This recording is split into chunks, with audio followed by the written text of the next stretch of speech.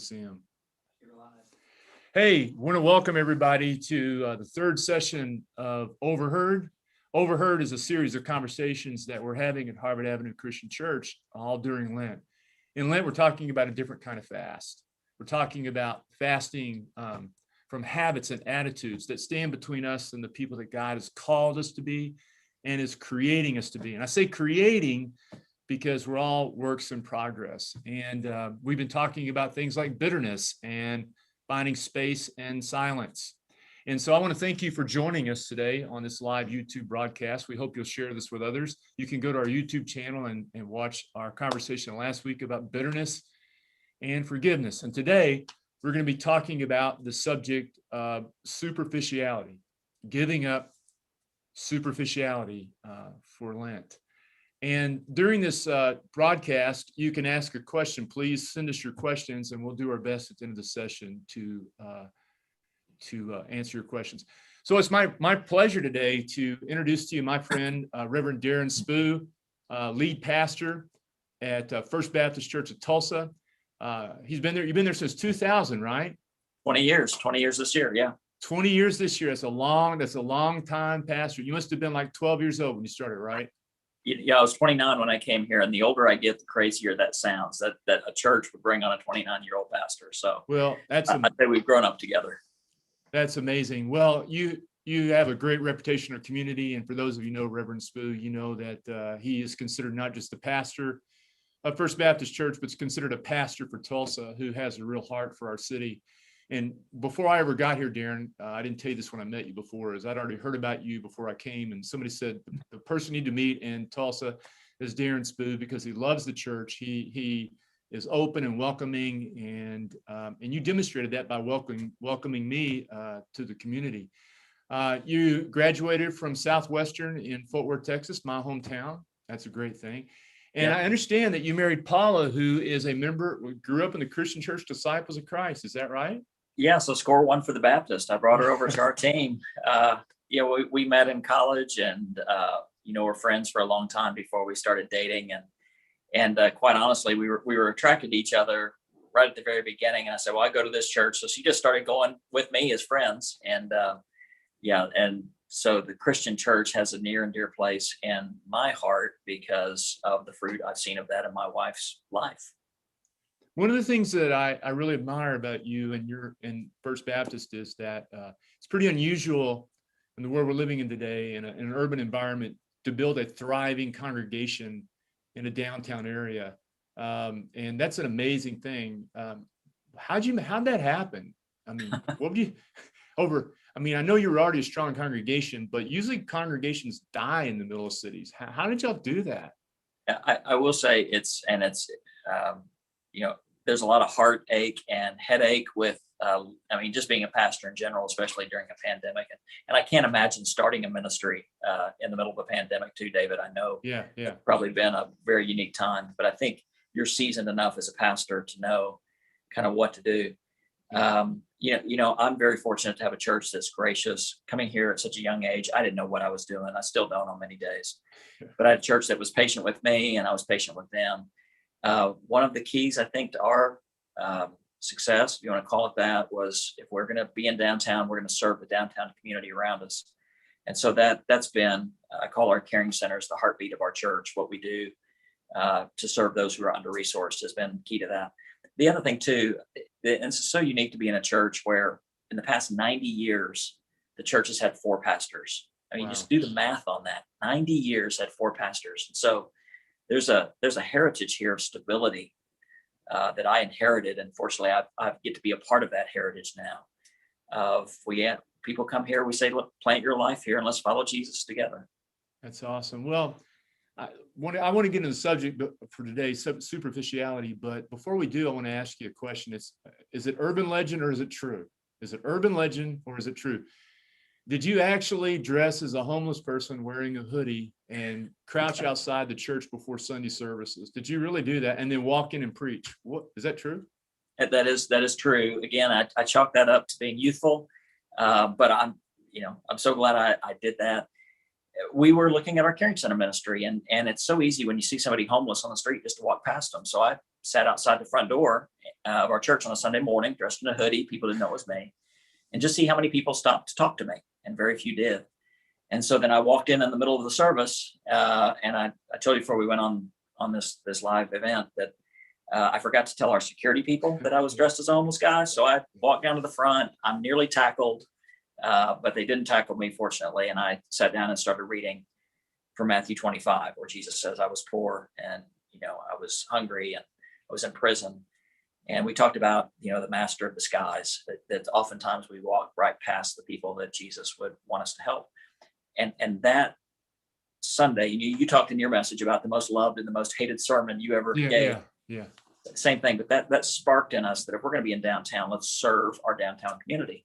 And I think that's one of the reasons God has blessed our church in a very unique way over the years. That's great.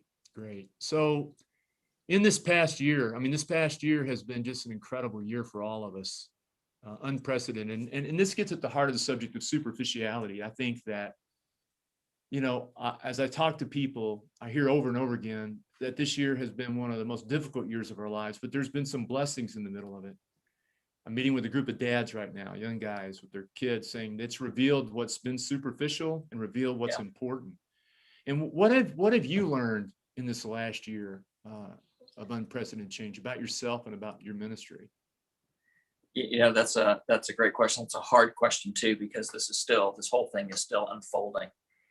I think what I've learned the most, and we live in a very polarized society right now, and people are very suspicious of leadership. Just in dealing with something like masks, in making a decision as a church, will we meet in person or stay online, have masks or not? You make a decision. And what I've discovered is when people are upset, it's usually not about the decision that you make. It's their interpretation of why they think you made that decision that upsets them. And I try to remind myself and our people, nobody can read somebody else's mind. Right.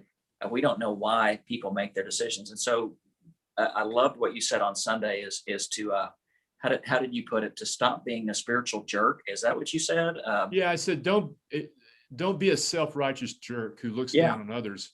And the moment you say, I'm not like that guy, you become the jerk. Yeah, that's right.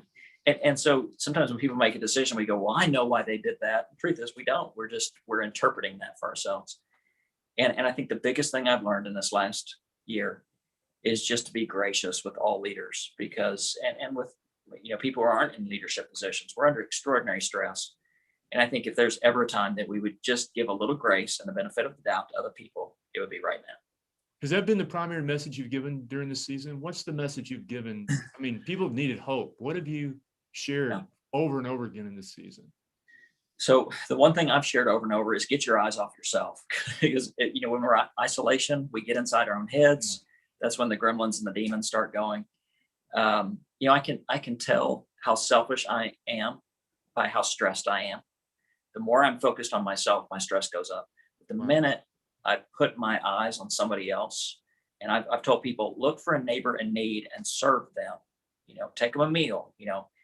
Help them do something they can't do by themselves, because, and that feeling, that almost those endorphins that rush, that reward, when you serve somebody else, you get your eyes off of yourself, and we feel so much better. Contentment is not found in selfishness. And so I've pressed my people as much as possible.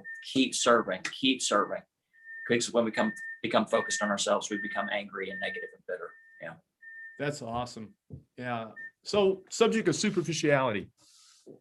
And I wonder, am I the most superficial person you know? Because you kind of asked, is this because I'm uniquely qualified to talk about superficiality? No, not at all. That's great. When I brought this up to you and I asked you, which one do you like? Would you choose? And you said, I like the subject of superficiality. And what was appealing about that to you? When I say giving up superficiality, what crosses your mind? What is it that we're superficial about? How has that impacted us as Christian people? Yeah. Well, let me mention two things there that drew me to this. Number one, you did mention Richard Foster's book on Sunday. Yeah. And I remember reading, the opening page of this book when I was in college. Superficiality is the curse of our age. And that just going like a lightning bolt through me, even in college. And I've reread this book, several times over the years for the disciplines, but just that alone that resonated with me. And I think particularly when you brought up this topic, I believe early in ministry that to be a pastor, you always had to wear a smile.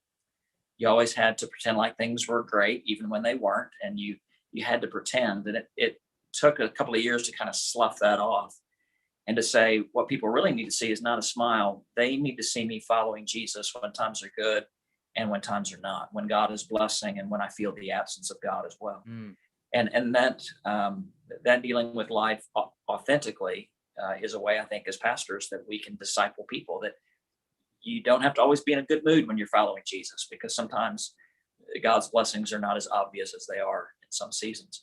So that had special appeal to me. I think pastors should, we're taught to present and we're taught to project the hope of Christ, and we should always do that.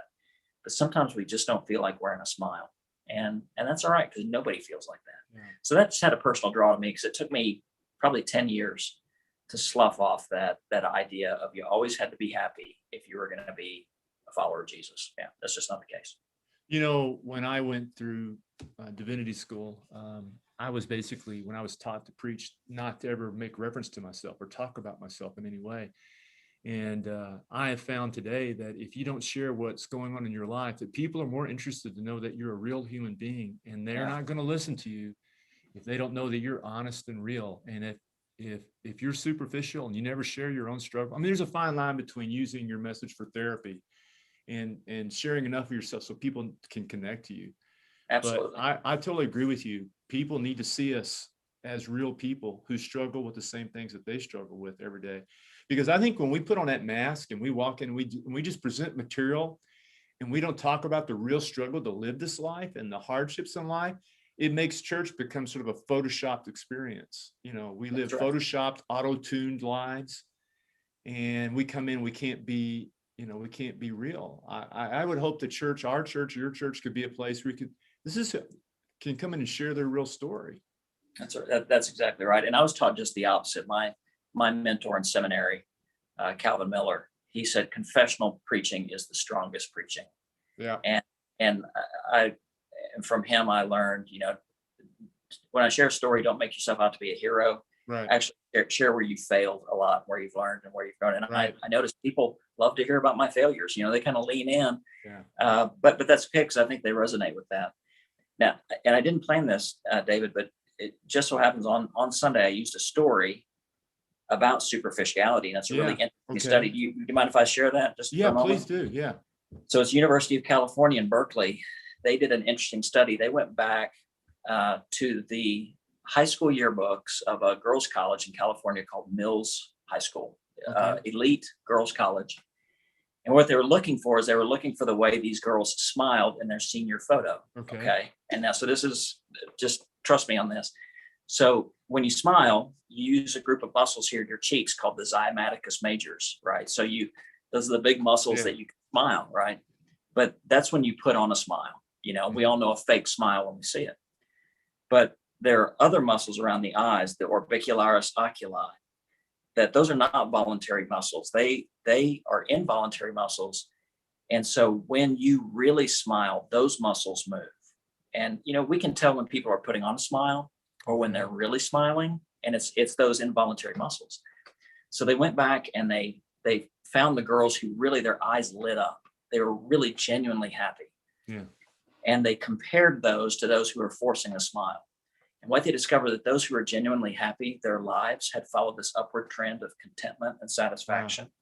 And those who were faking it tended to live lives that were more flatlined. They were dissatisfied. And just this single moment, this millisecond of honest emotion, reveals the trajectory that life is on.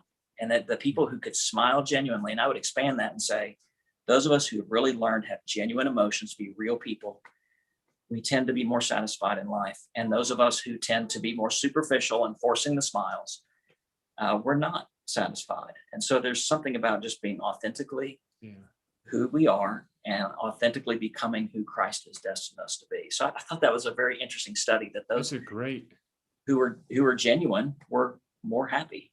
What was the sermon about Sunday? So I'm doing questions that Jesus asked his disciples for Lent. Okay. And, Jesus asked the question, what are you looking for? In John chapter 1. And so he was asking his disciples to take an honest look and to articulate what they really wanted out of life. Yeah, I'll tell you, for our folks who are listening, go to First Baptist Church, Tulsa online and watch Deron preach. I watch your sermons and appreciate it. They're great. Really appreciate the message you bring each week. So do it. You'll be glad you did. Well, thank you. I enjoy what I get to do, and I'm very grateful for the teachers, Scott. And I know you feel the same way. Oh, yeah. What I have been given by a lot of great mentors and teachers down through time. Same here. So you said that book kind of rocked your world, The Celebration of Discipline, and remind everybody what he says. Richard Foster in the book Celebration of Discipline says that we live, the curse of the age is superficiality, and it's not gifted people or intelligent people that the world needs. It's deep people. So why did that rock your world, and how does that speak to you right now? I just never heard somebody articulate it that clearly before, and I think everyone wants to be a deep person, or at least I think most people want to be deep. We just don't know how. And, Richard Foster's book with these 12 disciplines say, here's how you can develop a depth. These are not, we don't do these things to earn God's grace. We do these things to facilitate the flow of God's grace into our lives. I tell you, the one discipline I've been weak on over the years is fasting. I have never enjoyed fasting. I've never been able to develop that solid discipline of fasting. And I think that's the evidence of shallowness in my own life. I mean, really, those disciplines are counterpoints to an area of shallowness. Now, there's other disciplines that I find very easy.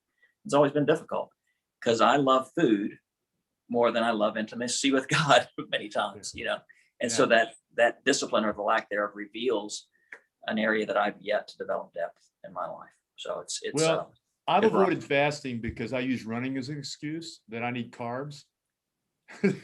Thank you. Now I have my excuse. If you run, you told me you run, so you could use that as an excuse. Hey, there's an interesting thing with that book. The two words in that book you don't normally put together: celebration and discipline. Yeah. Why do you think he called it a celebration of celebration? Is it celebration of discipline? Yeah, because Foster, have you ever met Richard Foster before? No, I have not. He is a genuinely joyful person. And we just had a bad stretch of weather here the last few weeks, and we were all stuck inside. So when I was in seminary in Fort Worth, Richard Foster had been invited to come and do a conference at Southwestern Seminary. Bad weather, classes were canceled, but they decided to go ahead and keep the conference. And because I was on campus, all I had to do was walk about 50 feet over to another building. And so I got to sit in a room with about 10 other people and Richard Foster. Wow. And listen to him. And it was a 3-hour, event. And you've had this experience when you meet somebody and here's a person that walks with God, And so I saw the fruit of that in his life, that all these disciplines were not drudgery for him. They had released joy. And I just enjoy people who say things in ways that I've never heard him said before. And Foster was that for me. And then to see it backed up with his life. Really, he's a joyful person. It's amazing that book was written in 1998 and it's still so incredibly relevant. Yeah. So I got a question. A question just came up on my screen. Unfortunately, the question goes, church can be a place of superficiality at times. It can be a superficial place. How do we invite our congregations to go deeper than just surface level conversations? How can we encourage our church folks to begin to have real conversations? Would you like to take a stab at that first? I have some thoughts, but what? Well, you go. I'll let you.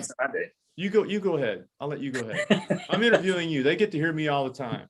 So it's funny. Whenever I try to buy time, I say, "Well, what do you think about that?" Okay. Oh, okay. I guess I was doing the same thing with you.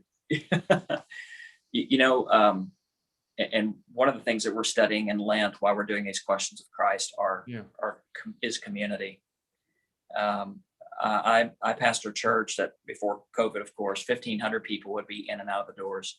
You can't have authenticity around 1,500 people.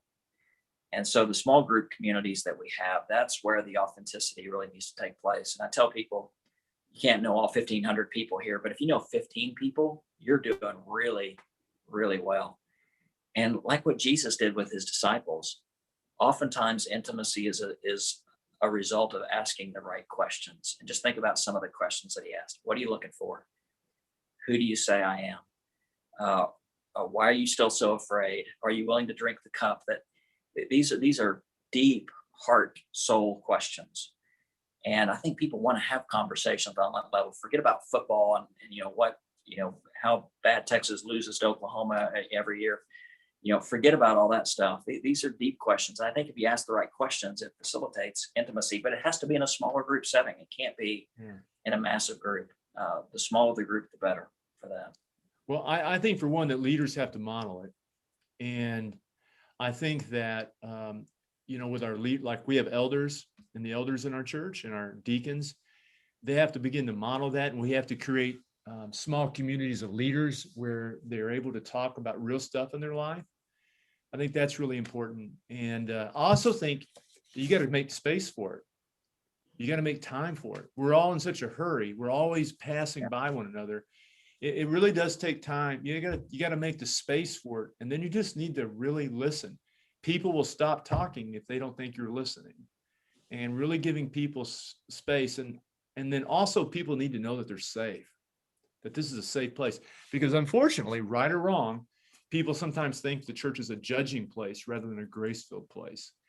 And I think that making sure that people understand that the church is a place of grace, and that it is grace that we need, that we are all on the same footing before God, allows that atmosphere of honesty, to really take place.